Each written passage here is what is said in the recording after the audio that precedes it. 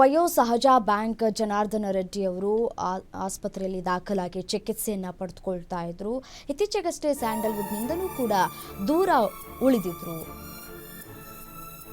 ಯಾಕಾಗಿ ಅಂತಂದರೆ ಅವರಿಗೆ ಇತ್ತೀಚೆಗಷ್ಟೇ 2023 ಸೆಪ್ಟೆಂಬರ್ 26ರಂದು ಅವರಿಗೆ ಹೃದಯಾಘಾತವಾಗಿತ್ತು. ಸ್ಟಂಟ್ ಅಳವಡಿಕೆ ಮಾಡಿದರು, ಹಾಗಾಗಿ ರೆಸ್ಟ್ನಲ್ಲಿದ್ದರು.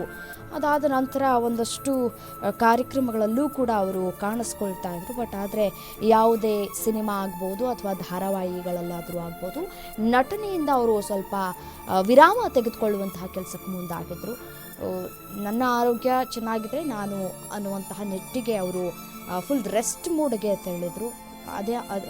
ಈ 2023ರಲ್ಲಿ ಆದಂತಹ ಆ ಒಂದು ಆಘಾತ ಇದೆಯಲ್ಲ, ಆಗಲೇ ಒಂದಷ್ಟು ಸುದ್ದಿಗಳು ಹಬ್ಬೋದಕ್ಕೆ ಶುರುವಾಗಿತ್ತು. ಜನಾರ್ದನ್ ರೆಡ್ಡಿ ಅವರು ಬದುಕಿಲ್ವಂತೆ, ಅವರಿಗೆ ಹೃದಯಾಘಾತ ಆಯ್ತಂತೆ ಅಂತ ಹೇಳಿ ಒಂದಷ್ಟು ಸಾಮಾಜಿಕ ಮಾಧ್ಯಮಗಳಲ್ಲಿ ಅವರ ವಿಚಾರವಾಗಿ ಒಂದಷ್ಟು ಊಹಾಪೋಹಗಳು ಕೂಡ ಹಬ್ಬಿತು ಬ್ಯಾಂಕ್ ಜನಾರ್ದನ್ ಅವರ ವಿಚಾರಕ್ಕೆ ಸಂಬಂಧಪಟ್ಟಂತೆ. ಆ ಸಂದರ್ಭದಲ್ಲಿಯೇ ಕೂಡ ಅವರ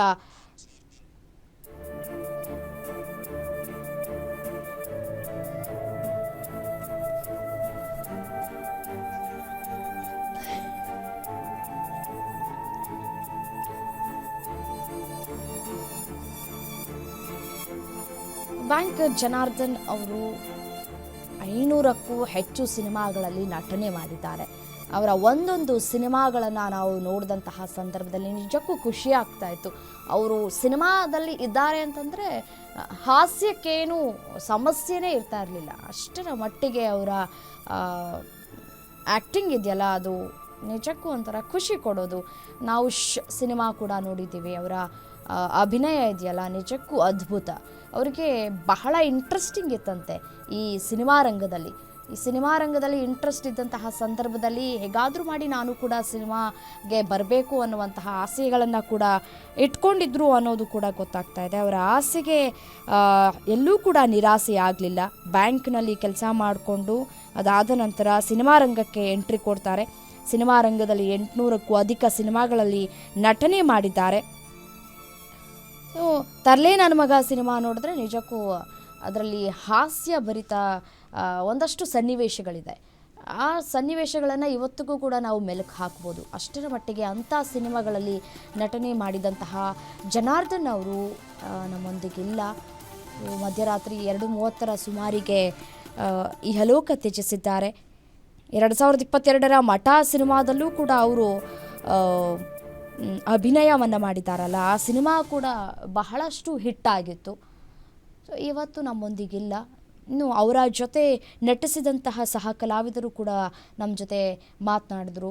ಅವರು ಯಾವ ರೀತಿಯಾಗಿ ಇರ್ತಾಯಿದ್ರು, ಸಿನಿಮಾ ಸೆಟ್ನಲ್ಲಿ ಯಾವ ರೀತಿಯಾಗಿ ಇರ್ತಾಯಿದ್ರು, ಅಥವಾ ಯಾವುದೇ ಒಂದು ಸಾರ್ವಜನಿಕ ಸ್ಥಳಗಳಲ್ಲಿ ಸಿಕ್ಕಂತಹ ಸಂದರ್ಭದಲ್ಲಿ ಯಾವ ರೀತಿಯಾಗಿ ಇರ್ತಾಯಿದ್ರು. ನಾನು ಹಿರಿಯ ಕಲಾವಿದ ಅನ್ನುವಂತಹ ಹಮ್ಮು ಬಿಮ್ಮು ಯಾವತ್ತೂ ಕೂಡ ಅವರಲ್ಲಿ ನಾವು ನೋಡಿದ್ದಿಲ್ಲ ಅನ್ನುವಂತಹ ಮಾತುಗಳನ್ನು ಆಡ್ತಾಯಿದ್ರು. ಅದೇ ರೀತಿಯಾಗಿ ಅವ್ರ ಜೊತೆ ನಟನೆ ಮಾಡಬೇಕು ಅಂತಂದರೆ ಅವರು ಹಿರಿಯ ಕಲಾವಿದರು, ನಾವು ಹೇಗಪ್ಪ ಅವ್ರ ಜೊತೆ ನಟಿಸೋದು ಅನ್ನುವಂತಹ ಭಯ ಇರ್ತಾ ಇತ್ತಲ್ಲ ಕಿರಿಯ ಕಲಾವಿದರಿಗೆ, ಅವರು ಕೂಡ ಹೇಳ್ತಾಯಿದ್ರು. ಆ ರೀತಿಯಾದಂತಹ ಯಾವತ್ತೂ ಆ ಒಂದು ಸನ್ನಿವೇಶಗಳು ಬಂದಿರಲಿಕ್ಕಿಲ್ಲ ನಾವು ನಟನೆ ಮಾಡಿದಂತಹ ಸಂದರ್ಭದಲ್ಲಿ ಅವ್ರ ಜೊತೆ ಅನ್ನುವಂತಹ ಮಾತುಗಳನ್ನು ಆಡ್ತಾಯಿದ್ರು. ಅಷ್ಟರ ಮಟ್ಟಿಗೆ ಅವರು ಕೋಆಪ್ರೇಟ್ ಮಾಡ್ತಾಯಿದ್ರು, ಅಷ್ಟರ ಮಟ್ಟಿಗೆ ನಮಗೆ ಪ್ರೋತ್ಸಾಹವನ್ನು ನೀಡ್ತಾಯಿದ್ರು, ಸಪೋರ್ಟಿವ್ ಆಗಿರ್ತಾಯಿದ್ರು.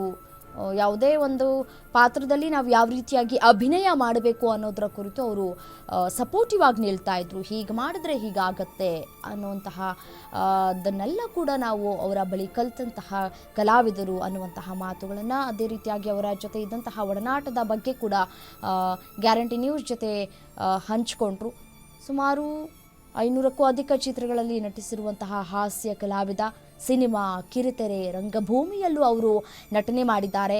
ಉಪೇಂದ್ರ ನಿರ್ದೇಶನದ ತರ್ಲೆ ನನ್ನ ಮಗ, ಬೆಳ್ಳಿಯಪ್ಪ, ಗಣೇಶ ಸುಬ್ರಹ್ಮಣ್ಯ, ಕೌರವ ಚಿತ್ರಗಳಲ್ಲಿ ಗಮನ ಸೆಳೆಯುವಂತಹ ಪಾತ್ರವನ್ನು ಮಾಡಿದರು. ಜೋಕಾಲಿ ಸೇರಿದಂತೆ ಸಾಲು ಸಾಲು ಸೀರಿಯಲ್ಗಳಲ್ಲಿ ಕೂಡ ಬಣ್ಣ ಹಚ್ಚಿದ್ರು. ಸೆಪ್ಟೆಂಬರ್ 26, 2023ರಲ್ಲಿ ಮಣಿಪಾಲ್ ಆಸ್ಪತ್ರೆಗೆ ದಾಖಲಾಗಿದ್ದರು. ಬ್ಯಾಂಕ್ ಜನಾರ್ದನ್ ಅವರಿಗೆ ಲಘು ಹೃದಯಾಘಾತ ಆಗಿತ್ತು. ಆ ಸಂದರ್ಭದಲ್ಲಿಯೇ ಒಂದಷ್ಟು ಊಹಾಪೋಹಗಳು ಕೂಡ ಕೇಳ್ಪಟ್ಟಿದ್ವಿ ನಾವು ಕೂಡ. ಬ್ಯಾಂಕ್ ಜನಾರ್ದನ್ ಅವ್ರಿಗೆ ಆರೋಗ್ಯ ಸರಿಗಿಲ್ಲ, ಹೃದಯಾಘಾತ ಅಂತೆ, ಅವ್ರು ಇನ್ನಿಲ್ಲ ಅನ್ನುವಂತಹ ಮಾತುಗಳನ್ನು 2023ರಲ್ಲೇ ಕೇಳ್ಪಟ್ಟಿದ್ವಿ. ಅದೃಷ್ಟವಶಾತ್ ಆ ಸಂದರ್ಭದಲ್ಲಿ ಯಾವುದೇ ತೊಂದರೆಗಳಾಗಲಿಲ್ಲ. ಚಿಕಿತ್ಸೆ ಪಡೆದುಕೊಂಡ್ರು. ಆ ನಂತರ ಸ್ವಲ್ಪ ಚೇತರಿಕೆಯನ್ನು ಕೂಡ ಕಂಡಿದ್ರು. ಲೀಲಾವತಿ ಅಮ್ಮನವರ ಪುಣ್ಯತಿಥಿಗೂ ಕೂಡ ಬಂದಿದ್ರು. ಆ ಸಂದರ್ಭದಲ್ಲೂ ಕೂಡ ತುಂಬ ಚೆನ್ನಾಗಿದ್ರು, ಅವರ ಆರೋಗ್ಯ ಸ್ಥಿರವಾಗಿತ್ತು ಅನ್ನುವಂತಹ ಮಾತುಗಳನ್ನು ಕೂಡ ಆಡಿದ್ರು. ಸಹ ಕಲಾವಿದರ ಜೊತೆಗೆ ಯಾವ ರೀತಿಯಾಗಿ ವರ್ತನೆ ಮಾಡ್ತಾ ಇದ್ರು ಹಿರಿಯ ಕಲಾವಿದರು ಅಂತಂದರೆ ಅದಕ್ಕೊಂದು ಬೆಸ್ಟ್ ಎಕ್ಸಾಂಪಲ್ ಬ್ಯಾಂಕ್ ಜನಾರ್ದನ್ ಅವರು ಅನ್ನುವಂತಹ ಮಾತುಗಳನ್ನು ಕೂಡ ನಾವು ಕೂಡ ಕೇಳ್ಪಟ್ಟಿದ್ದೀವಿ. ಇದೀಗ 76 ವರ್ಷ ವಯಸ್ಸಾಗಿತ್ತು. ವಯೋಸಹಜ ಕಾಯಿಲೆಯಿಂದ ಕೂಡ ಬಳಲ್ತಾ ಇದ್ರು. ಆಸ್ಪತ್ರೆಗೆ ದಾಖಲಾಗಿ ಚಿಕಿತ್ಸೆಯನ್ನು ಕೂಡ ಪಡೆದುಕೊಳ್ತಾ ಇದ್ರು. ಬಟ್ ಆದರೆ ವಿಧಿ ಇದೀಗ ಅವರನ್ನು ಕರೆದುಕೊಂಡಿದೆ. ಗುರುಪ್ರಸಾದ್ ಅಂದರೆ ಅವರ ಮಗ ಗುರುಪ್ರಸಾದ್ ಅವರು ಕೂಡ ಮಾಹಿತಿಯನ್ನು ಹಂಚಿಕೊಂಡಿದ್ದಾರೆ. ಅವರು ಇನ್ನಿಲ್ಲ ಅನ್ನುವಂತಹ ಸುದ್ದಿಯನ್ನು ಕೂಡ ಅವರ ಕುಟುಂಬಸ್ಥರು ಹಂಚಿಕೊಂಡಿರುವಂತಹ ಮಾಹಿತಿ. ಈಗಾಗಲೇ ಒಂದಷ್ಟು ತಯಾರಿಯನ್ನು ಕೂಡ ಮಾಡಿಕೊಳ್ಳಲಾಗ್ತಾ ಇದೆ.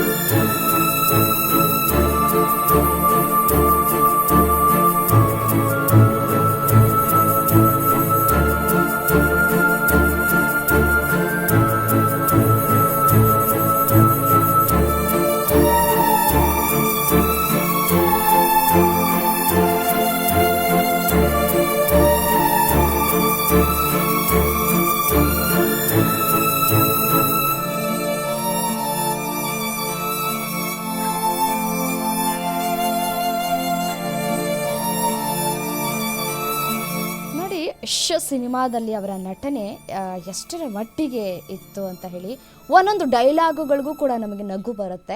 ಅಷ್ಟರ ಮಟ್ಟಿಗೆ ಅವರದ್ದು ಅಭಿನಯ ಇರ್ತಾ ಇತ್ತು. ಇನ್ನು ಇದೇ ವಿಚಾರಕ್ಕೆ ಸಂಬಂಧಪಟ್ಟಂತೆ ನಮ್ಮ ಜೊತೆ ಮಾತನಾಡಲಿಕ್ಕೆ ಹಿರಿಯ ನಟಿ ತಾರಾ ಅವರು ಕೂಡ ನಮ್ಮ ಜೊತೆ ಫೋನು ಸಂಪರ್ಕದಲ್ಲಿದ್ದಾರೆ. ಮೇಡಮ್ ನಮಸ್ತೆ. ನಮಸ್ಕಾರ ಮೇಡಮ್, ಎಂಥ ಹಿರಿಯ ಕಲಾವಿದ. ಈ ಕನ್ನಡ ಚಿತ್ರರಂಗಕ್ಕೆ ಇದೊಂದು ಹೃದಯಾಘಾತ ಅಂತಲೇ ಹೇಳ್ಬೋದು. ಇವತ್ತು ನಮ್ಮೊಂದಿಗಿಲ್ಲ ಅನ್ನೋದನ್ನು ನಾವು ಊಹೆ ಮಾಡ್ಕೊಳ್ಳೋದಕ್ಕೂ ಕೂಡ ಸಾಧ್ಯ ಆಗ್ತಾ ಇಲ್ಲ. ಬ್ಯಾಂಕ್ ಜನಾರ್ದನ್ ಅವರ ಒಡನಾಟ ಹೇಗಿರ್ತಾ ಇತ್ತು? ನೀವು ಅವರನ್ನು ಕಂಡಂತಹ ನಟಿ, ಹತ್ತಿರದಿಂದ ನೋಡಿದಂತಹ ನಟಿ, ಹೇಗಿರ್ತಾ ಇದ್ರು ಅವ್ರು ನಿಮ್ಮ ಜೊತೆ ಅಂತ? ಇಲ್ಲ, ಈಗಷ್ಟೇ ನಾನು ಮಾತಾಡ್ತಿದ್ದೆ ಬೇರೆ ಇದಕ್ಕೆ. ಬ್ಯಾಂಕ್ ಜನಾರ್ದನ್ ಅಂತ ನಾನು ನೆನೆಸ್ಕೊಂಡ ತಕ್ಷಣ ನನಗೆ ಜ್ಞಾಪಕಕ್ಕೆ ಬರೋದು, ನಾನು ನನ್ನ ಹೊಸ ಚಿತ್ರರಂಗದ ಹೊಸ ದಿನಗಳಲ್ಲಿ ಬ್ಯಾಂಕ್ ಜನಾರ್ದನ್ ಅವರು ಆಗಾಗ್ಲೇ ಪಾತ್ರ ಮಾಡಿದ್ರು. ನಾನು ಯಾವುದೋ ಒಂದು ಡೈಲಾಗ್ ಹೇಳಲಿಕ್ಕೆ ಬರ್ದಿದ್ದಕ್ಕೆ ಡೈರೆಕ್ಟ್ರು ಸ್ವಲ್ಪ ಜೋರ್ ಮಾಡಿದ್ರು. ಅದಕ್ಕೆ ನಾನು ಸ್ವಲ್ಪ ಬೇಜಾರಾಗಿ ಸಪ್ಪಗೆ ಇದ್ದಾಗ ಅಲ್ಲಿಗೆ ಬಂದು ನನಗೆ ತುಂಬಾ ಧೈರ್ಯ ತುಂಬಿ ಹೇಳಿ, ಇಲ್ಲ ಆಗಲ್ಲ, ಏನಾಗಲ್ಲ, ನಾವೆಲ್ಲ ಅಷ್ಟು ಕಷ್ಟಪಟ್ಟಿದೀವಿ, ಇಷ್ಟು ಕಷ್ಟಪಟ್ಟಿದೀವಿ, ಆಗಲ್ಲ, ನಮ್ಗೆ ಡೈರೆಕ್ಟ್ರು ಹೊಡೆಯೋರು, ಈ ತರ ಎಲ್ಲ ಒಂಥರ ಏನೋ ಹೇಳಿ, ಹೊಡಿತಿದ್ರು ಇಲ್ವೋ, ಬಟ್ ಆ ಥರದೆಲ್ಲ ಹೇಳಿ ನಮ್ಗೊಂಥರ ಧೈರ್ಯ ತುಂಬಿ ನನಗೆ ಸಮಾಧಾನ ಮಾಡಿದ್ದ ಇದು ನಾನು ಯಾವತ್ತೂ ಬರೀತಿರ್ಲಿಲ್ಲ. ಅದು ನಾನು ಹೇಳ್ತಿದ್ದೆ ಯಾವಾಗ್ಲೂ. ಅದಾದ್ಮೇಲೆ ತುಂಬಾ ಸಿನಿಮಾಗಳು ಮಾಡಿದ್ವಿ ಒಟ್ಟಿಗೆ. ಅಂದ್ರೆ ಅವರು ಅಭಿನಯಿಸಿದ ಚಿತ್ರಗಳಲ್ಲಿ ನಾನು ಕೂಡ ಇರ್ತಿದ್ದೆ, ಅಥವಾ ನಾನು ಅಭಿನಯಿಸಿದ ಚಿತ್ರದಲ್ಲಿ ಅವರು ಒಂದಷ್ಟು ಪಾತ್ರಗಳು ಮಾಡೋರು.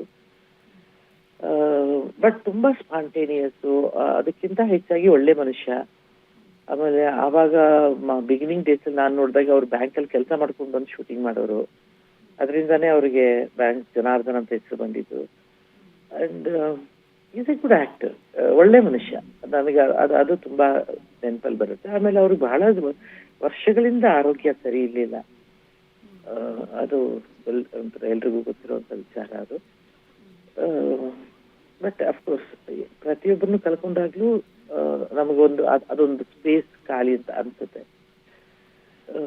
ಬಟ್ ಅವ್ರ ಆತ್ಮಕ್ಕೆ ಶಾಂತಿ ಸಿಗ್ಲಿ, ಅವ್ರ ಮನೆಯವರಿಗೆಲ್ಲರಿಗೂ ದುಃಖ ಭರಿಸುವಂತ ಶಕ್ತಿ ಕೊಡ್ಲಿ ಅಂತ ಮಾತ್ರ ದೇವರಲ್ಲಿ ಬೇಡ್ಕೊಳ್ತೀನಮ್ಮ. ಮತ್ತು ಇನ್ನೊಂದು ವಿಚಾರ ಏನಪ್ಪ ಅಂತಂದರೆ ಮೂರು ಬಾರಿ ಹೃದಯಾಘಾತಕ್ಕೆ ಒಳಗಾಗಿದ್ರು ಬ್ಯಾಂಕ್ ಜನಾರ್ದನ್ ಅವರು. ಮತ್ತು ಇನ್ನೊಂದು ವಿಚಾರ ಏನಪ್ಪ ಅಂತಂದರೆ ಇತ್ತೀಚೆಗೆ ಅವರು ಸಿನಿಮಾ ರಂಗದಿಂದ ಬಹಳ ದೂರ ಅಂತರ ಕಾಯ್ದುಕೊಂಡ್ಬಿಟ್ರು ಅವರು. ಅಂದ್ರೆ ಅಫ್ಕೋರ್ಸ್ ನಾನು ನೋಡಿನೂ ಬಹಳ ದಿನಗಳಾಗಿತ್ತು ಅವರನ್ನ. ಹೌದು, ಅದೇನೋ ಇರ್ಬೋದು. ನನಗೆ ಅದ್ರ ಬಗ್ಗೆ ಗೊತ್ತಿಲ್ಲ. ಬಟ್ ನಾನು ಇತ್ತೀಚೆಗಂತೂ ಅವ್ರನ್ನ ಎಲ್ಲೂ ನೋಡ್ಲೂ ಇಲ್ಲ, ಭೇಟಿನೂ ಮಾಡಿಲ್ಲಮ್ಮ. ಯಾವುದೇ ಖಾಸಗಿ ಕಾರ್ಯಕ್ರಮಗಳು ನಡೆದಂಥ ಸಂದರ್ಭದಲ್ಲಿ ಅವರು ಹಾಜರಾಗ್ತಾ ಇರಲಿಲ್ವಾ? ಅಂದ್ರೆ ನಾನು ಅಂದ್ರೆ ಅಫ್ಕೋರ್ಸ್ ತುಂಬಾ ದಿನ ಆಯ್ತು ನೋಡಿ ಅದ್ರ ಸದ್ಯ. ಬಟ್ ಅದಾದ್ಮೇಲೆ ನಾನು ಯಾವ್ದೋ ಒಂದು ಕಾರ್ಯಕ್ರಮ ಗೆಸ್ಟ್ ಹೋದಾಗ ಅವ್ರು ಅವ್ರು ಒಂದು ಗುಂಪೆ ಕಟ್ಕೊಂಡ್ ಬಂದಿದ್ರು, ಕಲಾವಿದ್ರು ಗುಂಪು. ಅವರೆಲ್ಲ ಅಭಿನಯ ಮಾಡ್ತಿದ್ರು ಸ್ಕಿಟ್ಗಳನ್ನ ಫಂಕ್ಷನ್ ಅಲ್ಲಿ.